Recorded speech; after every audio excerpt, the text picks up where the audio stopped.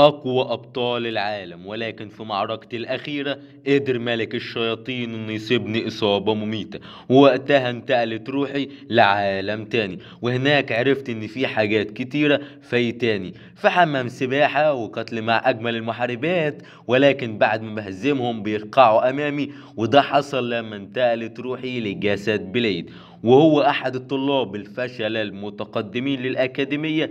وبيكون بليد فرحان لدخوله لأكاديمية الأبطال، بس مش علشان يصبح بطل خالص، لا لا لا لا، بيكون كل هدفه يبقى عنده عزوة وصحاب كتير. وبيقول بليد بكل انبساط من اليوم هيبقى عنده أصحاب ولاد على بنات، والواحد هينسى أيام الثانوية الكحيانة. وبيمشي بليد في طور الأكاديمية وهو منشكح، وبيبص على زمايله في الأكاديمية، والعيال هنا بيقعدوا يقولوا الولا العبيط ده ظهر عليه مستجد معانا، وما لحقوش يكملوا كلامهم، وبيلاقوا الحاج بليد في وشهم، وبيلاقوا ان زميلهم الجديد في المدرسة وحابب يكون صاحبهم. والعيال هنا ترحب بيه وبتقول له كلهم هنا اصحابه، وهو خلاص بقى واحد منهم. وبليد لما بيسمع كلامهم بيفرح جدا ويقول انه بقى عنده 4 اصحاب. على طول كده انا كنت عارف ان كاريزمتي قوية. وبيقعد بليد هنا يقول لنفسه انه لو استمر على المنوال ده هيجمع 20 صاحب في اول اسبوع، لو كمان مش بعيد حلم ال 200 صاحب يتحقق. فهنا شيا بتبص على بليد وبتقول له اذا محتاج يتعرف على 200 صاحب بسرعة فعليه حرفيا يصاحب كل اللي في الأكاديمية. وتظهر في الوقت ده واحدة بتزعق وبتقول له ايه الزحمة دي على الصبح. فسيمو يقول لبليد بصوت واطي ان دي ايرين رئيسة اتحاد الطلبة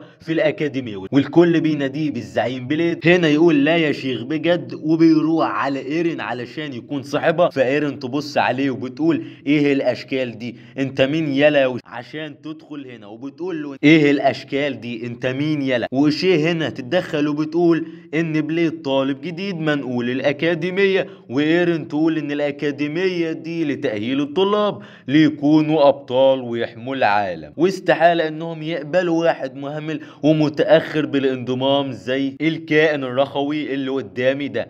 هنا بليد يطنش كلامها بابتسامة وبيقول لها خلاص رغيتي، اما بهتمش اصلا اكون بطل، هدفي من دخول الأكاديمية هو تكوين صحاب ومعارف. فبتتعصب هنا ايرين وبتقول له تكوين صحاب الكلام ده لما تكون في منتدى خالتك للتعارف مش لأكاديمية الأبطال يا حيلتها. فوق يلا، انا بقول من الاول انك طالب متخلف وجيت هنا بالغلط. فبليد هنا بيقول لها كلام جميل بس سكوتك اجمل، المهم دلوقتي ممكن توديني المكتب الناظر حرباية هانم. فبتوافق ايرين وبتقول له تعالى ورايا، وبتاخده لمكتب النظر. ولما توصل ايرين لمكتبه تتفاجئ بانه معلمه هو اللي هناك، وده يخليها مرتبكه. بس بليد يقول لها انت لسه هتتفاجئي، خش على الناظر بكل ثقه. وهنا ايرين تمسك راس بليد وبتقول له قدم تحيه، انت مش عارف ده مين؟ الرئيس يا غبي. فمعلمه هنا بيقول لها إيه انت بتعملي ايه يا بنت، هتضربي الولا في حضوري؟ وبعدها المعلم بيعرفها انه بقى الناظر الجديد للاكاديميه، وده اللي خلى ايرين تفرح جدا. والناظر هنا بيطلب منها تخلع وتسيب بليد معاه علشان في حوارات خصوصيه عاوزه فيها. فبتبص ايرين على بليد وعينيها كلها غل وبتسيبه وبتمشي. وفي الطرق بتشوف ايرين متعصبه، وليه الناظر بيعمل بليد احسن منها. وبتقول في نفسها حكايه الولد ده لحق يكسب ثقه الناظر من اول دقيقه.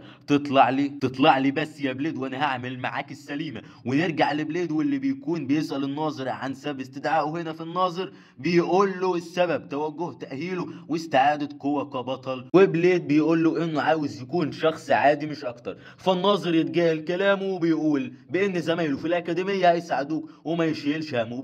وبيشاور على بليد وبيقول له بان هدف الاكاديميه الاساسي هو تاهيل الاشخاص الاقوياء اللي زيه. كفايه تطبيل ليه يا عم؟